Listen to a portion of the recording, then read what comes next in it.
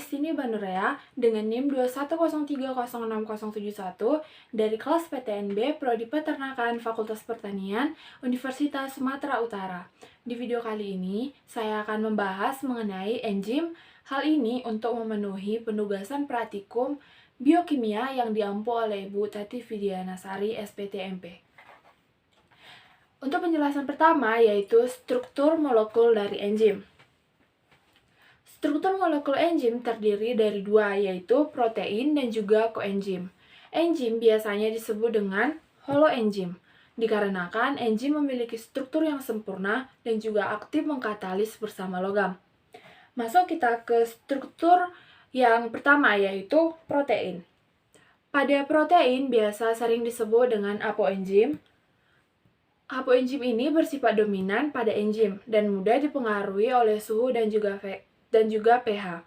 Lalu yang kedua ada kofaktor yang berfungsi sebagai katalis yang mampu meningkatkan kerja enzim.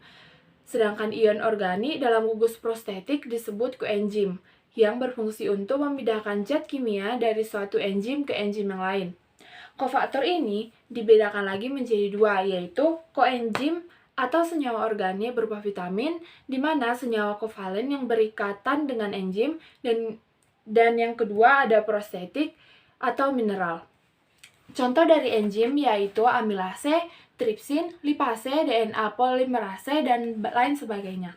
Yang kedua yaitu cara kerja enzim. Ada dua cara kerja enzim. Yang pertama yaitu dengan model kunci atau lock and key, di mana suatu enzim hanya bisa berikatan dengan satu substrat saja pada sisi aktifnya. Gembok diibaratkan enzim dan substrat diibaratkan dengan kunci. Lalu yang kedua ada enzim dan substrat tersebut berikatan menjadi kompleks enzim substrat. Substrat akan diubah menjadi produk, lalu dia akan lepas dari enzim. Model kecocokan terinduksi di mana kofaktor akan berikatan dengan sisi allosterik dengan cara mengubah bentuk sisi aktif enzim agar dapat mengikatnya substrat tertentu. Setelah itu, substrat akan diubah menjadi produk dan lepas dari enzim. Selanjutnya yaitu klasifikasi enzim.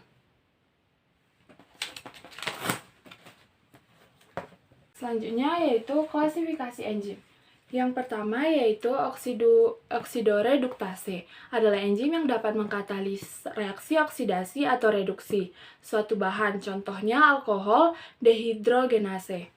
Yang selanjutnya yaitu transferase, adalah enzim yang ikut serta dalam reaksi pemindahan atau transfer suatu radikal atau gugus, contohnya eksokinase. Selanjutnya hidrolase, adalah enzim yang sangat penting dalam pengelolaan pangan, yaitu enzim yang mengkatalisis reaksi hidrolisis atau substrat atau pemecah substrat dengan pertolongan molekul air, contohnya tripsin. Selanjutnya yaitu liase, enzim yang aktif dalam pemecahan ikatan C5C yang tidak menggunakan molekul air, contohnya pirufat dekarboksilasi.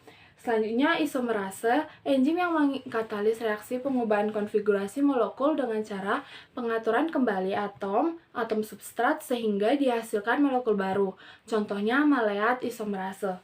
Selanjutnya yaitu ligase, adalah enzim yang mengkatalis pembentukan ikatan-ikatan tertentu, contohnya pirufat karboksilase. Selanjutnya yaitu sifat-sifat enzim. Sifat enzim antara lain enzim sebagai katalisator yang dapat mengubah laju reaksi tanpa ikut bereaksi. Selanjutnya ada enzim yang merupakan protein. Dari suatu enzim tidak lain adalah protein karena aktivitas katalitiknya bergantung pada integritas strukturnya sebagai protein. Walaupun ada beberapa senyawa yang dapat bertindak sebagai katalis, misalnya RNA. Selanjutnya ada enzim itu khusus. Tiap perubahan zat tertentu diperlukan suatu enzim tertentu pula. Misalnya enzim katalase hanya digunakan untuk menguraikan H2O2. Amilase hanya untuk mengkatalis amilum sebagai substratnya. Selanjutnya ada enzim bisa bekerja bolak-balik. Beberapa enzim kerjanya dapat bolak-balik. Misalnya enzim lipase dapat bekerja untuk mengkatalis molekul lemak menjadi komponen penyusunnya, yaitu asam lemak atau gliserol, atau sebaliknya menyusun dari lemak dari komponennya. Selanjutnya yaitu proses katalisator. Dalam bekerja, suatu reaksi kimia dapat terjadi jika molekul yang terlibat memiliki cukup energi internal yang membawanya ke puncak bukit energi menuju bentuk yang reaktif, sehingga disebut tahap transisi.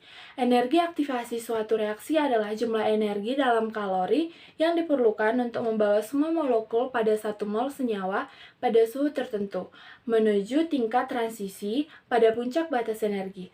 Suatu reaksi kimia dapat dipercepat dengan 2 cara. Yang pertama yaitu meningkatkan suhu, lalu dengan memberinya katalis. Selanjutnya, faktor yang mempengaruhi kerja enzim. Ada beberapa faktor yang mempengaruhi kerja enzim, yaitu suhu. Kerja suatu enzim dapat dipengaruhi suhu lingkungannya. Setiap kenaikan suhu 10 derajat Celcius, kecepatan enzim akan menjadi berkali lipat. Selanjutnya ada pH. Semua enzim peka terhadap perubahan pH dan nonaktif pada lingkungan pH sangat rendah atau asam kuat, dan pada pH tinggi atau basa kuat. Contohnya, enzim pepsin memiliki pH optimum 2, sedangkan enzim tripsin memiliki pH optimum 8,5. Selanjutnya yaitu konsentrat enzim yang merupakan substrat dan kofaktor. Jika pH dan suhu suatu sistem enzim adalah konstan dan jumlah substrat berlebihan, maka laju reaksi adalah sebanding dengan jumlah enzim yang ada. Sebaliknya, jika pH, suhu, dan konsentrasi enzim konstan, maka laju reaksi adalah sebanding dengan jumlah substrat. Yang terakhir yaitu pengontrolan model feedback inhibition, di mana enzim yang bekerja pada tahap awal dihambat oleh kerjanya oleh produk aktif akhir, memberikan keuntungan pada sel, yaitu organisme tersebut dapat mengatur suplai energi dan mencegah menumpuknya senyawa intermediate B, C, D, dan sebagainya selama proses metabolisme terjadi. Baiklah, sekian penjelasan saya mengenai praktikum biokimia enzim. Atas perhatian teman-teman, saya ucapkan terima kasih.